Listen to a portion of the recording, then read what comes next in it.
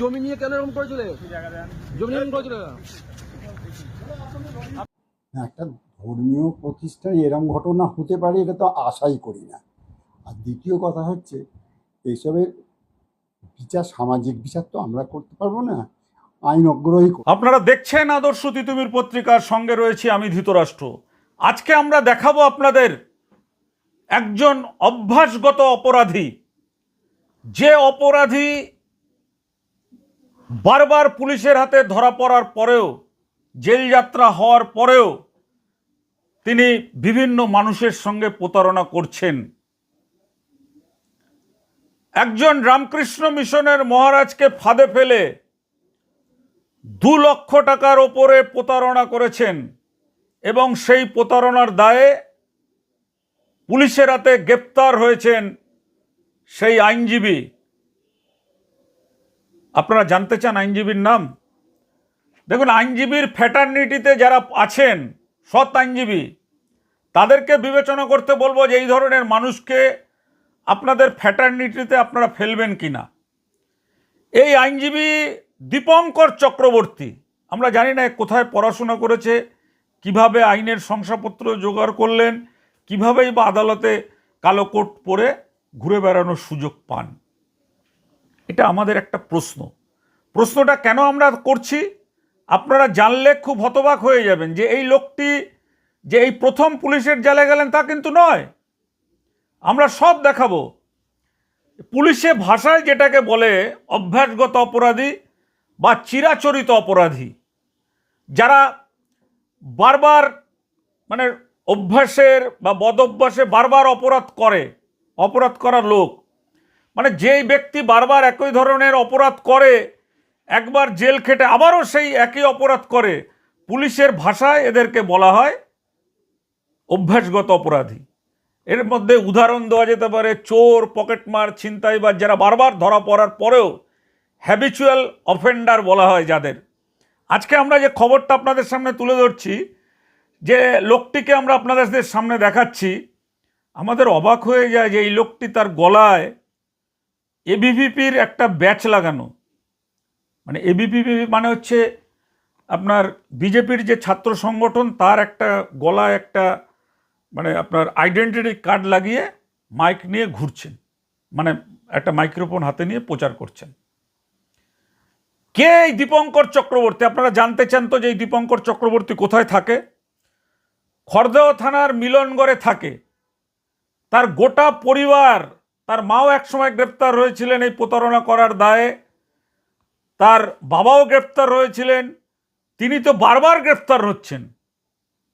এবার যে তিনি গ্রেপ্তার হলেন, পানিহাটি রামকৃষ্ণ মিশনের মহারাজ, আমরা ছবি দেখাচ্ছি আপনাদেরকে, একজন মহারাজ যিনি একে আইনজীবী হিসাবে বিশ্বাস করতেন, তাকে ফাঁদে ফেলে তার থেকে 2 লক্ষ টাকার ওপরে হাতিয়ে নিয়েছে। হাতিয়ে নেওয়ার পরে তারপর এই মহারাজ বারবার করে টাকা ফেরত চেয়েছে, যে টাকাটা ফেরত দাও, টাকাটা ফেরত দাও। তাকে টাকা ফেরত দেওয়া হচ্ছে না। ফেরত না দেওয়া হলে এই মহারাজ খড়দহ থানায় অভিযোগ করেন।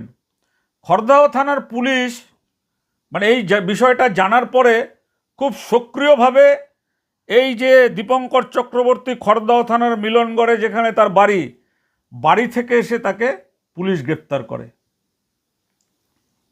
মানে বুঝতে পারছেন তো ছবিগুলো আপনারা দেখুন। যে লোকটা একটা প্রতারক, সেই লোকটা কালো কোট গায়ে দিলেই উকিল হয়ে যাবে। সেই লোকটা কালো কোট গায়ে দিলে। যে উকিল সমাজের বদনাম করছেন, সে কালো কোট গায়ে দিলেই উকিল হয়ে যাবেন। এবার এই লোকটাকে তো গ্রেপ্তার করেছে, গ্রেপ্তার করে তাকে আদালতে চালান দিয়েছিল। আদালত থেকে আবার পুলিশ হেফাজতে তাকে নিয়ে আসা হয়েছে এবং একের পর এক অভিযোগ এখন তার বিরুদ্ধে থানায় জমা হচ্ছে।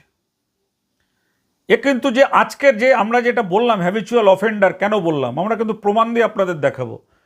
খবরের কাগজের কাটিং দেখুন, আমরা দেখাচ্ছি।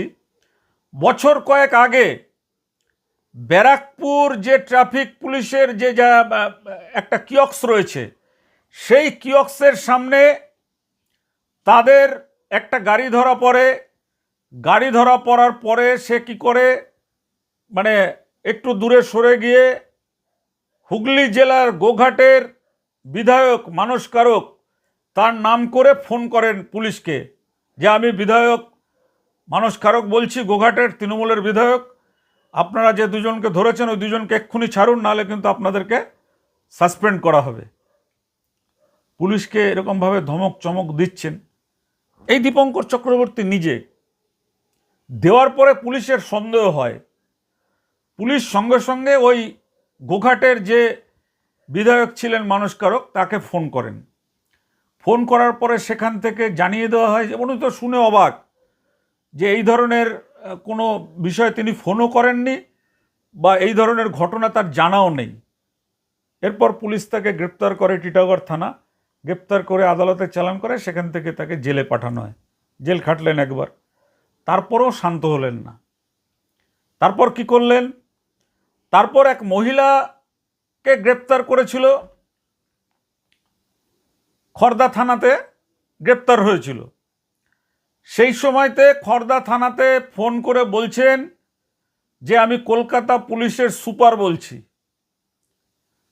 তো পুলিশও তো সেই রকম প্রথমে খুব চমকে গেছেন, ওরে বাবা একদম ঘামঠাম হয়ে গেছে পুলিশের, যে কলকাতা পুলিশের সুপার বলছি, যে মহিলাকে গ্রেপ্তার করা হয়েছে তাকে এক্ষুনি ছেড়ে দিন, না হলে আপনাকে সুন্দরবনে ট্রান্সফার করা হবে। পুলিশ প্রথমে চমকে যায়, চমকে যাওয়ার পর তারপরে পুলিশের সম্বিত ফেরার পরে পুলিশ তখন ভাবেন কলকাতায় তো মানে সুপার হবে না, কলকাতা পুলিশের কমিশনার হবে। তখন পুলিশ খোঁজ নিয়ে দেখেন যে এই ফোনটা যিনি করেছিলেন এই দীপঙ্কর চক্রবর্তী, তাকে কিন্তু তার বাড়ি থেকে পুলিশ গ্রেপ্তার করেন খড়দহ থানায়। ঘোলা থানাতেও সেই একইভাবে ফোন করেছিলেন। ফোন করার পরে সেখানেও পুলিশ খোঁজ নিয়ে দেখেন যে একই ফোন নাম্বার থেকে এই ফোনটা এসেছিল, এবং সেই ফোনটা কোনো কলকাতা পুলিশের সুপার মানে জানে না যে কলকাতা পুলিশের কমিশনার হয়। মানে এরা কোথা থেকে আইনজীবী হয়েছেন, কি হয়েছেন, আপনারাই বিবেচনা করবেন। এদের ফাঁদে পড়েই কিন্তু আসল আইনজীবীদের বদনাম হয়, প্রকৃত আইনজীবীদের বদনাম হয়। বলতে অঞ্জন ব্যানার্জি এই সুকচরের বাসিন্দার, তা ওনার এখানে একটা 15 কাঠা জমি থাকে। ওনার বাবার সেখানে জব ধ্যান করতো, পঞ্চমন্ডির আসন আছে। তা ওনাদের এখন বয়স হয়েছে, ওনারা 2 ভাই। তা ওনারা ভাবনা চিন্তা করেছেন এটা একটা সংঘকে, রামকৃষ্ণ মিশন হোক বা কোনো একটা সংঘকে ওনারা দেবে। উনি এখানকার এই যে আমাদের যে চঞ্চল স্কুল আছে সুকচরে, সেখানকার মাস্টার মশাই ছিলেন। তা আমরা এখানে 2024 থেকে, আমার জন্মস্থান এটাই, তা আমরা এখানে একটা সংঘ চালাই। সেই সংঘের নাম আমরা শ্রী রামকৃষ্ণ সেবা সংঘ। পরে আমরা এটা ভাবনা চিন্তা করছি একটা জমি কিছু হোক, যখন আমরা সংঘটাকে রেজিস্ট্রেশন করে একটা সংঘের নাম রেজিস্ট্রেশন করা হয়েছে সেটা আমরা করাবো। যাই হোক, তার জন্য আমরা একটা জমি ওনারা আমাদের দেয়, মাধ্যমে যোগাযোগ হয়। সেটা আমরা একজন অ্যাডভোকেট দীপঙ্কর চক্রবর্তী, তিনি মিলনঘর নাটাঘরে ওখানে ওনার বাড়ি, তা ওনাকে আমরা ঠিক করি। উনি আমাদের বললো আমরা এই সঙ্গের সাথে থাকবো, যুক্ত থাকতে চাই, উনি রেজিস্ট্রি করিয়ে দেবে। পরবর্তীকালে উনি কাগজপত্র সব নেওয়ার পরে জমির ভ্যালুয়েশন এলো 1.5 কোটি টাকার প্রপার্টি। উনি বলল 15 লাখ টাকা খরচা। তা আমরা এত টাকা জানেন তো মঠ মন্দিরে কোথায় পাবো। তা উনি বললো আমি কিছু আমি কিছু দেবো, আপনারা কতটা পারবেন দিন, আমি করিয়ে দেবো, বা আপনি মাসে মাসে আমাদের দিয়ে এরকম করবেন। যাই হোক, তা আমরা একটা মিটিং করলাম, মহারাজরা আসলো। তারপরে উনি কি করলো, রেজিস্ট্রিটা করাচ্ছিল না, আজ না কাল না। তারপরে রেজিস্ট্রি যেরকম হওয়ার উনি করালো, আমরা গেলাম রেজিস্ট্রি অফিসে, যা যা প্রসেসিং করালো। আমরা ওনাকে দিয়েছিলাম 2,19,500।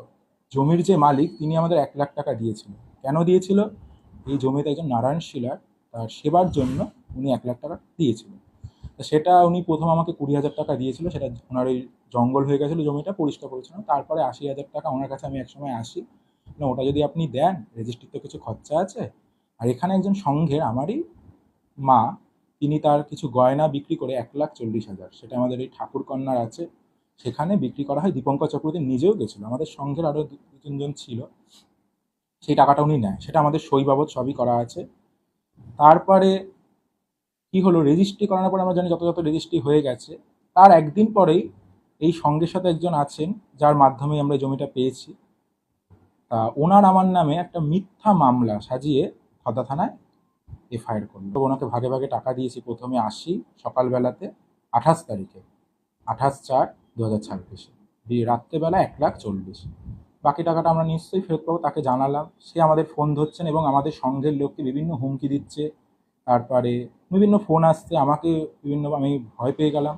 তারপরে আমি আইনের সহযোগিতা চাইলাম। তারপর উনি আগামীকাল এখানে আসলো, যিনি জমির মালিক, গতকাল জমির মালিককে ওনার একটা সই দরকার, কারণ পাওয়ার অফ অ্যাটর্নমেন্ট করিয়েছে আমার এই মহারাজ। উনি হাতিবাগানে থাকে, স্বামী সুদর্শনানন্দজি, আর আমি সৌরভ ব্রহ্মচারী। তা কাগজটা উনি কালকে দিতে এলো। দেওয়ার পরে আমাদের এখানে ওনাকে সব জেরা করা হলো। তখন উনি বলছে টাকা দেয়নি। তারপরে আমি বললাম, এই যে কাগজে লেখা আছে ওটা ওনার ভুলে গেছিলো বা ওটা উনি ছিঁড়ে ফেলতে যায়। আমি আসলাম, তারপরে আমাকে উনি কী করলো, গলা টিপে, আমার শ্বাস রুদ্ধ হয়ে যাচ্ছিলো, প্রচুর মারধর করেছে, বুকে ঘুষি মেরেছে, ফেলে দিয়েছে। তখন আমি চিল্লামিল্লি করলাম, আশেপাশের লোকরা এসে আমাকে বাঁচানোর চেষ্টা করলো। তারপরে আশেপাশের লোকরা খর্দা থানাতে ওনাকে কমপ্লেন করলো, সেখান থেকে পুলিশ এসে ওনাকে গ্রেপ্তার করলো। দীপঙ্কর চক্রবর্তী আইনজীবীকে। তারপরে আমরা থানাতে পরে গিয়ে সব কেস করলাম। একটা ধর্মীয় প্রতিষ্ঠানে এরম ঘটনা হতে পারে এটা তো আশাই করি না। আর দ্বিতীয় কথা হচ্ছে, এইসবের বিচার, সামাজিক বিচার তো আমরা করতে পারবো না, আইন অগ্রহী করবে। কিন্তু কাজটা যে ঘৃণ্য, এটাকে সমর্থন করি না, ঘৃণ্য কাজ আমরা সমর্থন করি না। তাছাড়া এরকম একটা যিনি একটা জমিটা বিক্রিও করেনি, তাদের দানপত্র করে দিয়ে দেওয়া হচ্ছিল যাতে এখানে একটা ভালো আশ্রম, ধর্মীয় প্রতিষ্ঠান হোক। 5 জন আছে, এমনকি আমিও অবসর সময় আছে, হয়তো গিয়ে ওখানে একটু বসে একটু শান্তি পাবো, ওঠাবো, এইরকম আর কি।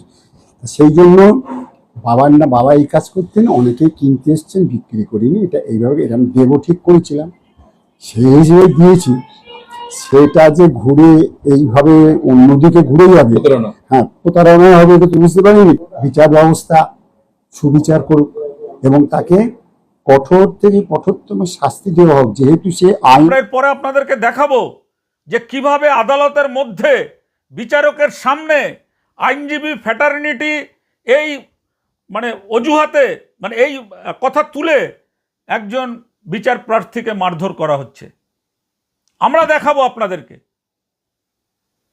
কিন্তু এই যে দীপঙ্কর চক্রবর্তী, এর পরিবারের মাও কিন্তু এর আগে, মঞ্জু চক্রবর্তী, তিনিও একটি প্রতারণার ঘটনায় গ্রেপ্তার হয়েছিলেন। এদের কাজটা কি জানেন তো? এরা হচ্ছে বিভিন্ন লোকের নামে সিকেস করে কোথায় আলিপুর আদালতে কে মনোজ চক্রবর্তী বলে একজন আছে, তাকে দিয়ে